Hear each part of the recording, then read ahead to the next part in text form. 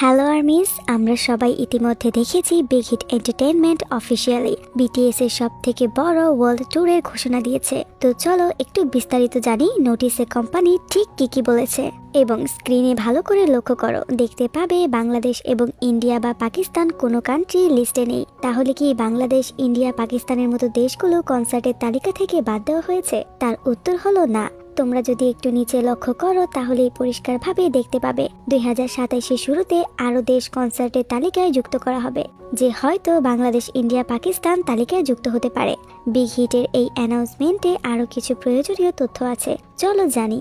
আমরা টিকিটের মূল্য নিয়ে একটু চিন্তায় থাকি। দেখো, ভিডিওতে একটু লক্ষ্য করো, নিচে জেনারেল অ্যাজ সিটের টিকিটের মূল্য দেওয়া আছে 1,98,000 ওন, যা বাংলাদেশি টাকায় কনভার্ট করলে 16 থেকে 17,000 টাকার মধ্যেই পড়ে, যা অনেকটা অ্যাফোর্ডেবল। কোম্পানির সব থেকে ভালো কাজ এটা। না হলে বর্তমানে বিটিএস এর কনসার্টের যা ক্রেজ, দাম আরও বাড়ানোর সম্ভাবনা ছিল, কিন্তু কোম্পানি তা করেনি। আরেকটা ভালো পদক্ষেপ নিয়েছে। সবসময় বিটিএস এর কনসার্টের টিকিটগুলো অনেক সংস্থা কিনে নেয়, যার কারণে আর্মিরা সঠিক সময় টিকিট পায় না এবং পরবর্তীতে ওই সংস্থাগুলো বেশি মূল্যে টিকিট বিক্রি করে এবং অনেক সময় আর্মিদের প্রতারণার শিকারও হতে হয়। তাই রুলসে পরিষ্কারভাবে লেখা আছে, একজন ব্যক্তি একদিনে একটা লোকেশন থেকে শুধু একটা টিকিটই কিনতে পারবে এবং সর্বোচ্চ 3টার বেশি টিকিট সে কিনতে পারবে না, এবং 3টা টিকিটের জন্য তাকে আলাদা আলাদা দিনে অ্যাপ্লাই করতে হবে। আরেকটা নোটিশে লেখা ছিল, যে সকল আর্মিরা হুইল চেয়ার ব্যবহার করে তাদের জন্য বিশেষ ব্যবস্থা করা হবে এবং সম্পূর্ণ খেয়াল রাখা হবে কোম্পানির পক্ষ থেকে। তাদের যাতায়াতের সুবিধার্থে ব্যবস্থা করা হবে।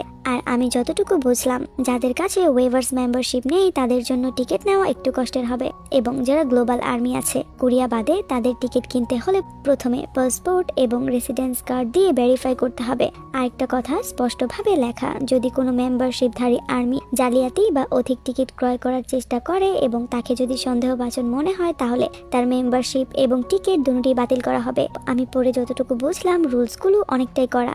যারাই টিকিট কিনবে তাদের টিকিট নিজ দায়িত্বে গ্রহণ করতে হবে এবং একাধিক টিকিট নেওয়া যাবে না। একবার কনসার্ট ভেন্যুতে প্রবেশ করার পর সে যদি বের হয় তাহলে তাকে আর ঢুকতে দেওয়া হবে না। ভেন্যুতে পৌঁছাতে দেরি হলে যখন কনসার্ট শুরু হয়ে যাবে তখন আর তোমাকে ঢুকতে দেওয়া হবে না। আরেকটা খারাপ খবর আছে, কোম্পানি সোজা মানা করে দিয়েছে কনসার্ট চলাকালীন কোনো আর্মি লাইভ স্ট্রিমিং করতে পারবে না।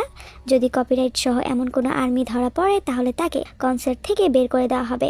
যাই হোক, প্রচুর কঠোর। এবার ইন্ডিয়া নিজেই প্রথম লিস্টে নেই, হয়তো পরবর্তী লিস্টে থাকতে পারে। তো এ ব্যাপারে তোমার কি মতামত অবশ্যই কমেন্টে জানিয়ে যাবে।